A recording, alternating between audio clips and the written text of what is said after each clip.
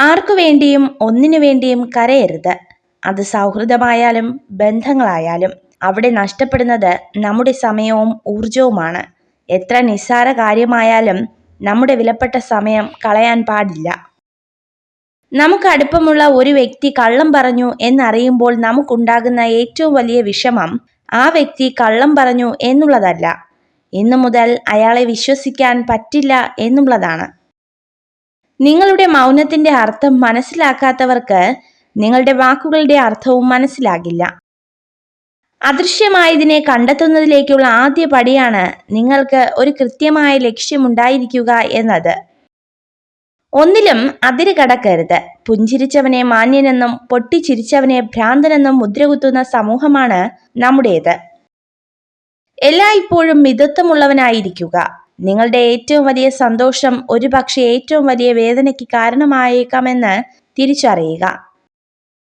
വിഡ്ഢിയായ മനുഷ്യൻ സ്വന്തം ചിന്താശൂന്യതയ്ക്ക് കാരണമായി നിർഭാഗ്യത്തെ ചൂണ്ടിക്കാണിക്കുന്നു. ബുദ്ധിമാൻ അവസരങ്ങളെ തിരഞ്ഞു കണ്ടെത്തുന്നു. വിലയറിയാതെ വലിച്ചെറിയുന്ന പലതും വിലയറിയുമ്പോൾ വില കൊടുത്താലും വാങ്ങാൻ കഴിയില്ലെന്ന യാഥാർത്ഥ്യത്തെ ഉൾക്കൊള്ളുക. നമ്മുടെ വില അവർ തിരിച്ചറിയുക തന്നെ ചെയ്യും. മുതലെടുക്കുന്നവരുടെ അല്ല, മുതൽക്കൂട്ടാകുന്നവരുടെ ഹൃദയത്തിലാണ് നിങ്ങൾ കൂടുകൂട്ടേണ്ടത്.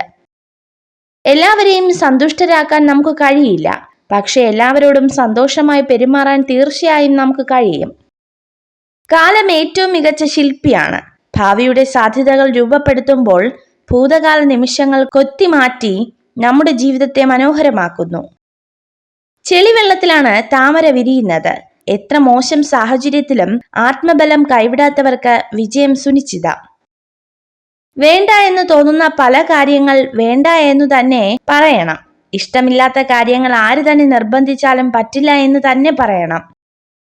നന്നായി പ്രവർത്തിച്ച ശേഷം സംതൃപ്തരായിരിക്കുക. മറ്റുള്ളവർ അവർക്ക് ഇഷ്ടമുള്ളതുപോലെ നിങ്ങളെക്കുറിച്ച് സംസാരിക്കട്ടെ. മറവി കൊണ്ട് മുറിവുണക്കാം എന്നത് വേദനിപ്പിച്ചവരുടെ മാത്രം വ്യാമോഹമാണ്. വേദനയേറ്റവന്റെ ഓർമ്മകൾക്ക് കാലം മൂർച്ച കൂട്ടുന്നു. ഒരു സ്ത്രീ നിങ്ങളുമായുള്ള ബന്ധം അവസാനിപ്പിക്കാനും നിങ്ങളെ വിട്ടു പോകുവാനും ആഗ്രഹിച്ചാൽ അവൾ നിങ്ങളെ ആദ്യമേ തന്നെ അവിശ്വസിക്കാൻ തുടങ്ങും. എപ്പോഴും വേദനിക്കുന്നവരുടെ മനസ്സ് പെട്ടെന്നൊന്നും തകരില്ല. എല്ലാ ദുഃഖങ്ങളെയും അതിജീവിക്കാൻ അത് കരുത്ത് നേടിയിരിക്കും.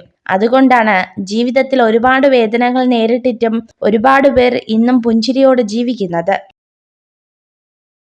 നിങ്ങൾ ഈ വീഡിയോ കണ്ടതിന് നന്ദി. ഇതുപോലുള്ള കൂടുതൽ വീഡിയോകൾക്കായി ചാനൽ സബ്സ്ക്രൈബ് ചെയ്യൂ.